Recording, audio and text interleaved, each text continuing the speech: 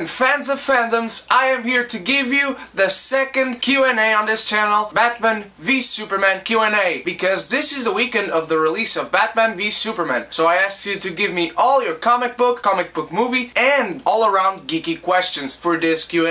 And I'm so glad you guys gave me questions, because I couldn't wait to make this video, and I will announce right now that the next Q&A will come in the weekend of Civil War. So start typing in your questions right now so we can get a whole lot of them for that Q&A and make it a big Q&A video. And a disclaimer right now, the first two gentlemen that asked me questions, they asked me in Portuguese. I do my videos in English, so I hope you gentlemen don't mind that I answer them in English, but if you want, I will give you the answers in Portuguese in the comments below. AVidaDeUmaFruta asks, what was your favorite Batman suit from Batman v Superman? Well, actually, the regular Batman costume, I just loved it. It seemed so comic booky, but in a good way, realistic at the same time. But I was really watching the Batman from the comics, from the Arkham games. Even when the suit debuted, I liked it, I actually loved it, but I always feared that it would seem too ridiculous, and in the end it didn't. Especially with Ben Affleck under it. I mean, the guy bulked up a lot. Of course, the suit helps, because the suit is designed to make him look big, but I loved the practicality of that suit and how practical it looked. I loved all his suits in the movie. I couldn't choose the Nightmare one because it wasn't there for too long. Batman metal suit, I actually really loved it, but again, it wasn't in the movie for too long either, so I have to go with the normal suit. LeitorDeBD asks, what did you think of Lex Luthor in the movie? I loved him. I really like this interpretation of Lex Luthor. Many people are complaining about him being over the top and ridiculous. I like that. I like that this guy's conflicted with himself. He has this twisted mind that he wants to be the cool guy, but he's a demented human being, and you completely see that. Although he's this happy-go-lucky, twitchy, weird guy, you always feel his presence throughout the movie until the moment he reveals his plan. By the way, spoilers for Batman v Superman. I like that twist to the character, and in the end, it seems completely broken down, but his madness when he's in jail completely takes over him after he somehow communicates with Darkseid. I love the ping ping ping he says about the bells, but it's really about the mother box, and actually the Omega symbol kind of looks like a bell. So I really love Lex Luthor. I love Jesse Eisenberg's interpretation of him. If you think about it, you kind of would fall for that, thinking that is just a weird, twitchy guy, a cool guy that you see him in the first shot playing basketball with his employees. He wants to be this cool guy, play this role that he seems a nice guy in front of everyone, but then he's just a twisted, demented being. So yeah, I really liked him. Okay, so Bupias sent me a lot of questions, like the next 7 to 8 questions are all from her. Bupias asks, what is your favorite pop in the Batman v Superman series? Actually, the one I cannot have, yet at least, and that is the metal suit Batman. I know I said my favorite Batman costume was the normal one, but this pop looks so cute and badass at the same time. And I already have the normal costume Batman pop, so I really want this. So if anyone knows a way I can get this at not too expensive price, please let me know in the comments. I really want to have this guy. Next question from Bupias is, what is the best comic book to movie adaptation? Avengers. That movie accomplished so much. It was a day in human history to me, because thousands, maybe millions of people read comic books and have read comic books throughout their inception. And when that movie came out, you were actually able to say that you were seeing Captain America in live action along with Iron Man in live action, and Thor and Black Widow and Hawkeye and Hulk and Nick Fury and Loki. I thought that was such an accomplishment, and the movie didn't set out to do any more than it should. Be a fun movie, have an epic battle, have a good villain, unite these guys, but have some conflict, character development, because you already had all those solo movies. But in the Avengers, something changed from that moment on in superhero movies in general, and even within the Marvel Cinematic Universe and in cinema history. That was a true accomplishment to me. So yeah, the Avengers, to me, it's the best. Next question from Bupias is, what is your favorite comic book to movie adaptation? And my favorite is Avengers Age of Ultron. It evolved from the first Avengers. You have so many character moments in that movie, so many things furthering their development within the universe. And I love Ultron. I understand why Ultron is not the same in the comics, and he shouldn't be. In the movie, he was created by Tony Stark, so his personality, of course, changes. He's this sarcastic madman or mad robot, and he wants to destroy the world, and his dark sense of humor, I really loved it. I love the battles in this movie. I don't understand how people can say the narrative is messy, and some people are comparing it to Batman v Superman. I understand the Thor bathtub scene. Yes, that was kind of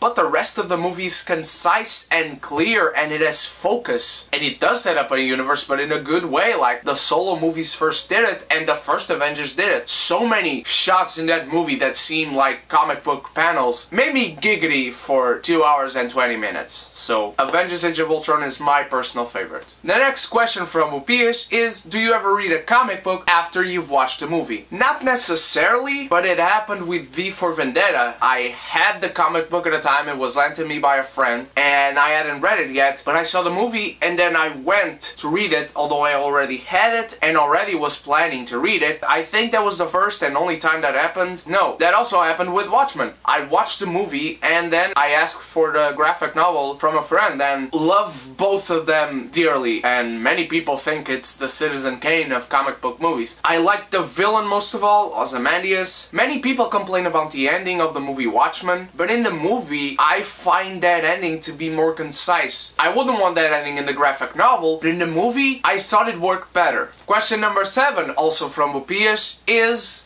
there a comic book you wish had never been adapted to movie? And yeah, there's more than one. Trust me. There is more than one.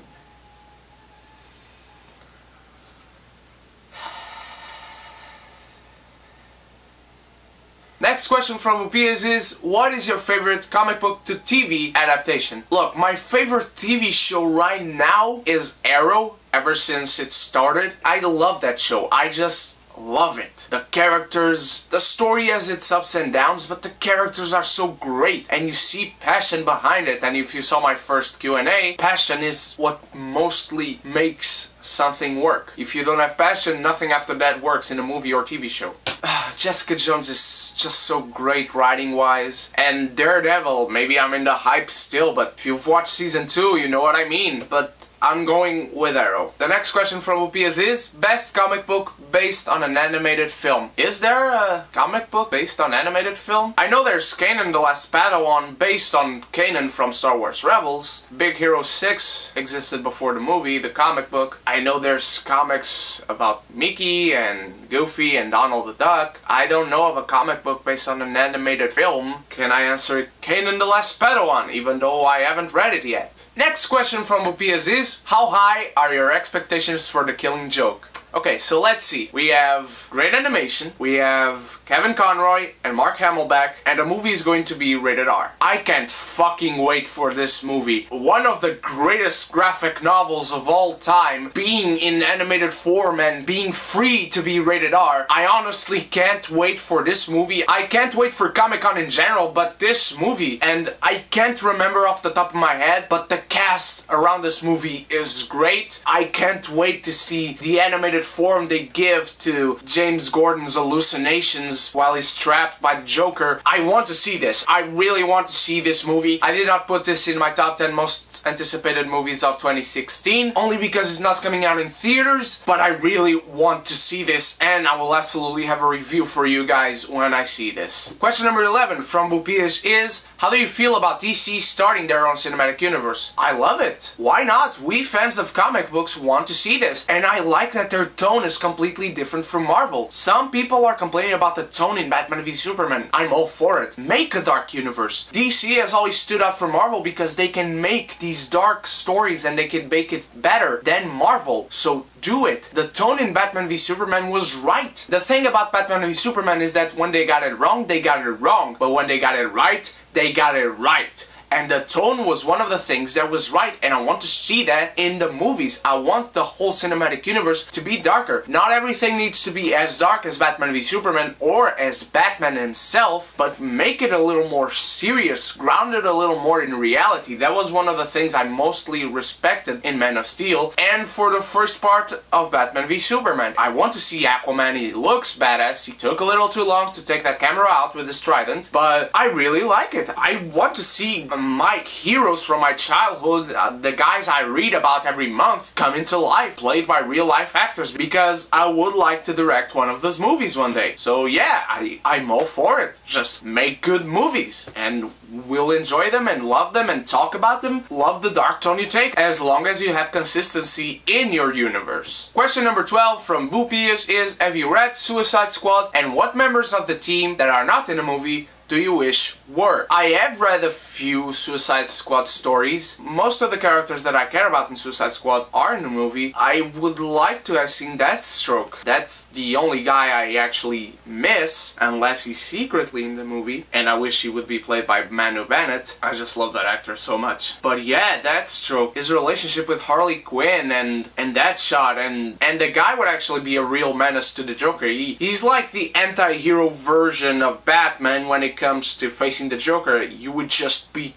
the Joker up, and you wouldn't actually have a problem with slashing his head off in the first second he saw him. I only actually miss Deathstroke. That is the only guy, when I see the trailers and think about the movie, how much I'm looking forward to it, I actually wish Deathstroke was in there. Bruno Alves asks, what are you hoping for in Justice League? I am actually thinking about making a video on that, because I am seeing everyone who talks about Batman v Superman this week, of course, pointing towards the Flashpoint Paradox story being adapted. One of the greatest stories in DC history, but I'm actually seeing many things pointing towards something else, which I am going to make a video about Tuesday or maybe Wednesday, so stay tuned for those dates. And I'm going to speak about what I am seeing the DC Universe pointing towards, and what I hope to see the DC Universe going into. I will answer that question, kind of, but in a whole video for itself. Beatriz Barroca asks, what exclusive would you like to see in the BVS Pop series? There are two I'd like to see. One is Doomsday, because make a big pop, they are more expensive, you get more money, Funko. Easy. But I like to see Flash. The outfit he was wearing when he comes through the portal, or tries to. I like to see that, and the Flash is in more of the movie than Aquaman, so if we have an Aquaman pop, why don't we have the Flash? You already have an actor, he has already put on the suit, he's bulked up as we've seen from the London premiere, he should have a pop, so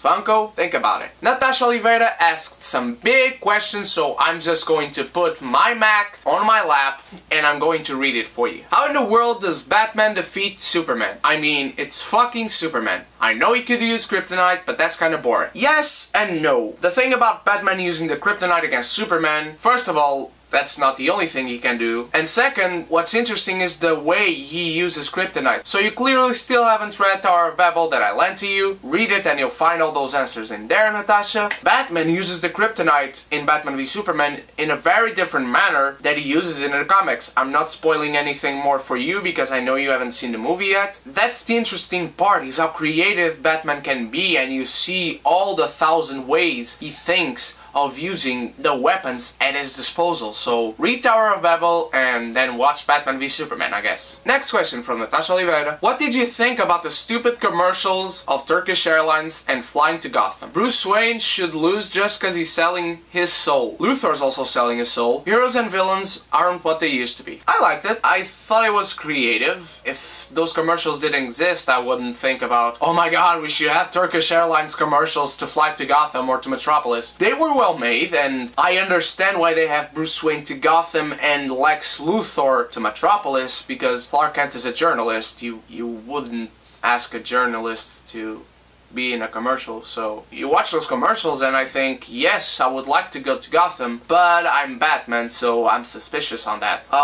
Yeah, I like them, but if I never saw them, if they never existed, I couldn't give less of a crap, so. Natacha Oliveira as the last question, and she asks, did Batman v Superman end the way you expected it to? I'm going to avoid spoilers in this part. because I know Natacha still hasn't watched Batman v Superman. If you asked me in the beginning of the movie how did I expected it to end, I had no idea. Like, in a concrete way, of course I expected Batman and Superman to make peace, fight a bad guy, and in the end talk about putting together the Justice League. If you've seen the movie, you'll know what I'm talking about in this part, but I am going to avoid spoilers. After the ending of Batman v Superman, those who've seen the movie, they know what I'm saying. I eventually expected what happens in the last shot of the movie to happen, but I did not see that thing coming, but I knew eventually that it would be retconned, or not as you think it is. But I did not expect Batman v Superman to retcon itself, for those of you who've watched the movie and know what I mean. I expected it to happen sometime in Justice League, maybe in the beginning of the movie, but you can't have the Justice League without that element that was missing by the end of Batman v Superman before being retconned in the last shot. So the answer is kind of yes and no. I thought they played it really well, and it did not bother me that the last shot was the way it was, because I knew it would happen eventually. I understand why some people are bothered by that, but to me it just didn't affect me. I was like, oh, so it's now. I'm expecting them to explain it really, really well, because in the comics it's clear how that happens, but in the movie you really have to put some effort into that explanation. I mean, writing wise. Okay, we are done with the questions.